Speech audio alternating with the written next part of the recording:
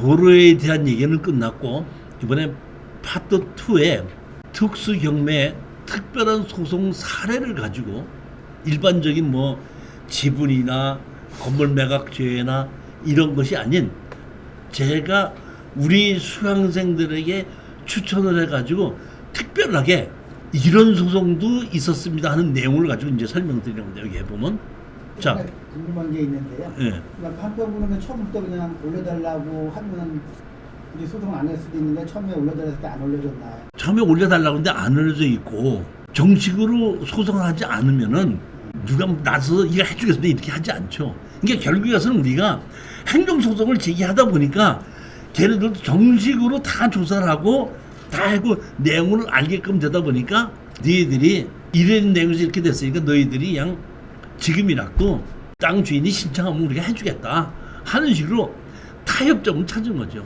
이게 제가 보면 변호사가 중간에 끼었기 때문에 변호사가 그쪽 담당자들하고 개인으로 전화로 연락해서 서로 합의를 본 거예요. 그래가지고 그러면 이런 식으로 가자. 끝까지 가면 누가 이기든지 지고 이기는 게 판결이 나는데 공무원들이 무슨 일 해가지고 끝까지 할 일이 뭐 있겠어요. 그냥 도로에 올려주면 되는 거지. 그거를 누가 반대하는 사람도 아무도 없고 땅 주인들이 전부 다 원하는 건데 그러다 보니까 그냥 원하면 해주겠다 해가지고 그냥 끝내버리는 그런 사건이고 소송 취한다고 하니까 가게끔 그렇게 가게끔 된 거죠. 자 291페이지입니다. 경매로 나온 땅이 요 땅이거든요. 요 땅인데 여기에 건물이 이렇게 지어져 있습니다. 근데 이 땅 자체는 건물이 일부 넘어왔지만은 건물을 허물게끔 되면 이 땅은 맹지가 되는 겁니다. 아무것도 건물 질 수 없는 맹지다 보니까 경매로 집어넣어서 감정 가격이 1억이 되는데 3,600까지 떨어진 거를 4,200에 누가 낙찰을 받았다가 미납을 해서 다시 재경매가 나와서 3,600까지 2,500까지 떨어졌길래 제가 우리 수강생한테다가 추천 물건을 골라주면서 이건 내가 해결할 자신 있으니까 입찰에 들어가라 이렇게 된 겁니다. 그러다 보니까 이거는 나한테 와서 강의를 듣는 사람도 있지만은 추천 물건 강의를 듣는 사람도 있지만은 동영상으로 듣는 사람도 있거든요. 그러니까 청주에 계신 분이 동영상으로 들으신 분이 이걸 낙찰을 받았다. 그래서 나는 이게 낙찰 그러니까 이 수강생은 사실은 얼굴도 한 번도 못 봤거든요. 그래갖고 그냥 낙찰을 받았다는 것만 그냥 들어서 알고 있는데 이분이 저한테 연락이 왔어요. 어떤 공인중개사가 자기 집을 찾아와서 내가 이 땅을 사겠는데 팔려면 팔고 하고 연락이 와서 공인중개사 연락이 왔다 이런 얘기입니다. 그러면서 이 낙찰 받으신 분이 나한테다 이렇게 연락이 왔는데 어떻게 했으면 좋겠습니까 하길래 그 공인중개사 번호를 날 주십시오 해가지고 제가 공인중개사를 만나러 갔습니다. 여기 보면 이렇게 되고 이 집이 조금 들어가 있기 때문에 요만큼이 집이 들어가 있는 겁니다. 내용이 이 집이 이렇게 된 건데 제가 이걸 가지고 그 공인중개사를 찾아갔죠. 공인중개사를 찾아갔더니 공인중개사가 이렇게 얘기를 하더라고요. 어떤 신혼부부가 이거를 사서 집을 새로 지으려고 합니다. 지으려고 하는데 만약에 당신네들이 싸게 판다 그러면은 사서 우리가 집을 지을 거고 그렇지 않다면은 우리가 앞에 있는 땅만 산 거 가지고 집을 질 겁니다. 이렇게 얘기를 하는 겁니다.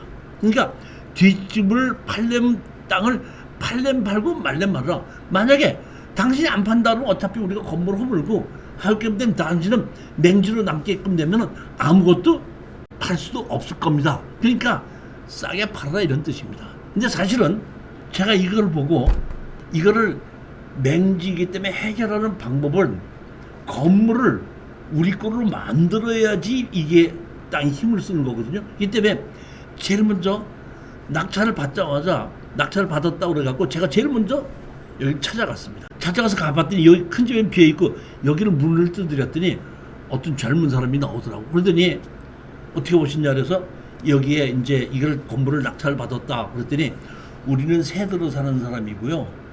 주인은 할머니가 따로 있는데 그분하고 얘기하시죠. 그래서 그분 오냐 그랬더니 그분은 자기 손자가 교통사고 당해서 한 2주일에 한 번씩만 오는데 그러면 내가 전화번호를 가르쳐주고 그분이 오시면 연락을 좀 하게끔 해주십시오 했는데 연락이 안 오더라고요. 그러다 보니까 할 수 없이 제가 뭐냐면 이 건물 주인을 상대로 우리 땅을 건물을 철거하고 지료를 달라고 소송을 제기했는데 무변론 나오지 않고 답변을 하다 보니까 무변론으로 지료를 달는 건 판결을 받았고 건물을 허물을 하는 것도 판결을 받았고 우리 땅에 있는 건 판결을 받았는데 우리는 우리 땅에 있는 건물 허물하면 우리 맹지다 보니까 아무 힘을 못 쓰지 않습니까?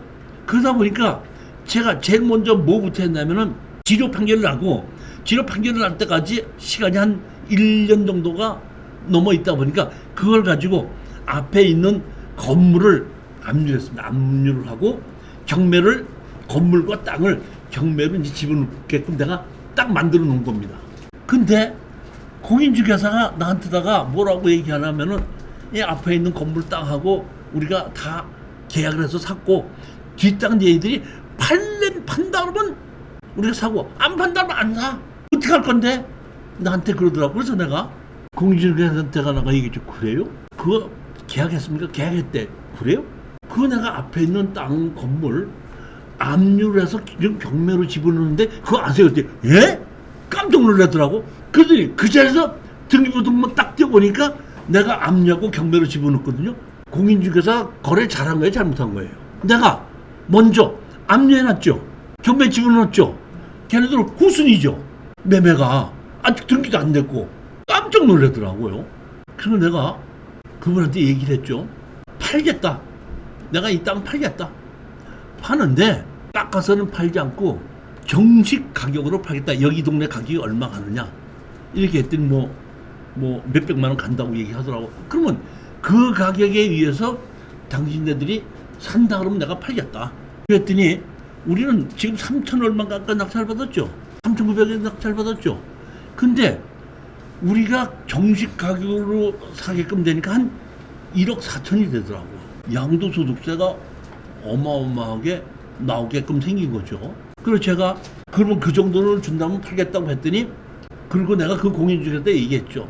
당신네는 이 가격인데 우리가 얼마 정도에 산다 그러면은 당신들은 사자마자 어차피 건물을 허물면서 우리 땅하고 합의를 하게끔 되면은 맹지가 아니고 그걸 전부 다를 가지고 당신들 팔을 때도 그대로 제공 받을 수 있지 않느냐 그랬더니 그러니까 시가보다는 한 몇백만 원 우리가 싸게 주기는 싸게 주는 건데 이 우리가 산 거 가격 하지는 않겠다 해서 1억 4천인가 우리가 계약을 하게끔 돼서 1억 4천만 원만 주면 내가 팔겠다 얘기했더니 그러면 1억 4천을 주고 우리가 팔겠다 이렇게 얘기가 된 겁니다.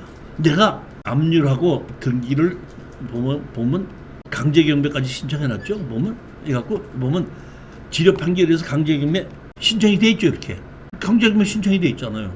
이거 감정평가하고 다 해갖고 이거를 경매를 신청해 놓은 걸 그때서야 이제 아는 거예요. 이 사람은. 근데 궁금한 게요. 네. 부동산에 저 건물을 팔 때 등기부등본도 확인도 안 해보고 그건 어떻게 됐냐면 등기부등본 확인해봤지.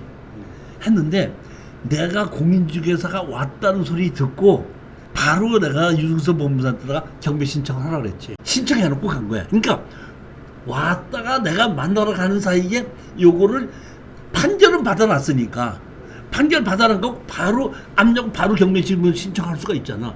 신청해놓고 간 거예요. 그러니까 그 한 3, 4일 사이에 압류가 되고 경매가 진행된 거를 내가 경매를 집어넣는데 바로 등기등본 띄어보니까 올라가 있으니까 그때 아는 거지. 자기가 계약할 때는 없었지 사실은. 그러니까 나는 뭐만 해놨냐면 판결을 받아놓고 그 돈이 쌓이기까지 좀 기다리고 있었던 건데 연락이 왔다는 걸 보고 이거를 우리 건물을 허물겠다고 하는 애들이 공인중개사가 왔구나 싶어갖고 얼른 경매로 집어넣으라고 얘기해놓고 집어넣고 내가 법무사한테 연락을 해서 집어넣으니 올라가 있는 사건 번호 몇 번인가 나오다는 거 보니까 내가 딱 띄워보고 올라가 있구나 본 걸 보고 중개사를 만나러 간 거지. 그래 놓고 난 다음에 이렇게 됐는데 이거 너희들이 제대로 파는 게 맞냐 이렇게 하다 보니까 우리가 소장을 집어넣는데 그 노인네가 이 소장을 집어넣는 거를 보고 건물은 빼놓고 뒷땅 빼놓고 자기 앞에 건물만 팔겠다고 한 거야. 그 뒤에 아니다. 그러면 사는 사람은 뒤에 어차피 뒤에 땅은 안 사는데 건물을 허물을 거니까 뒷 땅은 안 사도 문제가 없다는 걸 알고 거기에 맞춰서 계약을 했던 거예요. 그러니까 나는 가짜로 그런지 아닌가 그랬더니 실질적으로 봤더니 신혼부부더라고. 그래갖고 결혼을 하려고 날짜를 다 잡아놨는데 걔네들 이제 와서 계약하는 거 보고 나중에 봤더니 우리가 걔네들이 사고 난 다음에 건물을 허물고 집 새로 지었더라고. 지금 보면은. 그러니까 맞는 얘기인데 내가 이렇게 압류를 해놨다 보니까 시가보다는 조금 싸게 한 100평당 한 50만 원, 100만 원 싸게 줄 테니까 사게끔 하자 해갖고 1억 4천만 원에 계약을 한 건데 제가 이제 얘기를 1억 4천이다 보니까 양도소득세 너무 많이 나가다 보니까 그 이제 공인중개사한테다가 우리는 이거를 취하시켜야 되니까 취하시키는 위로금으로 4천만 원을 줘라. 그러니까 땅값으로 전부 다를 1억 4천을 만들어 놓고 법원에 내렸던 취하시키는 조건으로 4천만 원 주고 1억은 정식으로 땅값으로 팔고 사는 걸로 해서 계약서를 쓰자. 이렇게 얘기해갖고 우리가 제일 먼저 4천만 원 받고 취하시켜줬습니다. 취하되는 걸 보고 나머지 우리 땅을 1억을 주고 다시 팔아가지고 걔네들이 등기 이전을 하고 그리고 사고 난 다음에 걔네들이 허물어가지고 집을 다시 지은 겁니다. 내용은 그렇게 된 겁니다. 만약에 저희가 경매 넣기 전에 그 건물이 팔려서 등기됐으면 아니 이제 보면은 우리는 선신누리로 그러니까 나는 판결문을 받아놓고 이제 그 판결을 받아놨잖아요. 무변론을 하고 얼마로 기업지금 단지를 철거하고 월 18만 8천이라든가 사실은 돈이 얼마 안 되지. 한 1년 반이라고 해봐야 한 200 몇십만 원밖에 안 되다 보니까 나는 조금 기다려서 이게 한 몇백만 원 올라가고 나면 어떻게 해야 되겠다 이렇게 생각을 했었는데 바로 이제 연락 오는 걸 보고 강제경매 바로 신청해라 해놓고 만나러 간 거죠. 그래서 이제 궁금한 게 저희가 이렇게 판결이 늦어질 수도 있는데 늦어지는 와중에 혹시 그 건물을 팔아서 소유권이 바뀌어 버렸으면 그러면 아니 건물을 팔아보면 건물 자체를 잘라서 우리 땅에 있는 건물만 허물 수는 없잖아요. 그러면 건물하고 땅을 전부 다를 팔아야 되는 게 지금처럼. 그리고 누가 사냐면 건물을 허물 사람이 사야지 되는 거야. 건물을 허물지 않을 사람은 그걸 안 사죠. 왜? 우리 땅까지 건물이 넘어가 있으니까. 그러니까 저는 그거를 사실은 저렇게 건물을 허무는 사람이 쉽게 살려고 안 덤빌 거라고 생각을 했는데 제가 보니까 막상 그 사람도 싸게 판다고 하다 보니까 건물을 어차피 내가 허물다 보니까 싸게 준다니까 산 사람이 생긴 거고 그러다 보니까 내가 그런 조건을 하다 보니까 그 신혼부부 애들도 돈이 있는 사람이다 보니까 그 가격보다 좀 싸게 준다 그러면 사겠다고 하고 또 하나 중요한 거는 뭐냐면 내가 이렇게 얘기를 했죠. 공인중개사한테다가 내가 얘기하는 대로 성사를 시키면 따로 내가 중개수수료를 500을 주겠습니다. 그랬더니 중개사가 알았습니다 해갖고 나를 설득을 시킨 게 아니라 그쪽을 설득을 시켜가지고 내가 원하는 대로 1억 4천에 계약을 시키고 4천만 원을 그런 식으로 받고 4천만 원 받은 거 갖고 우리 수수료 500 줬고 그렇게 해서 끝냈던 사건입니다. 내용 그럼 이거 말고도 지금 다음 주에 오시게끔 되면 또 이렇게 특별한 사건이 몇 건이 있어요 보면.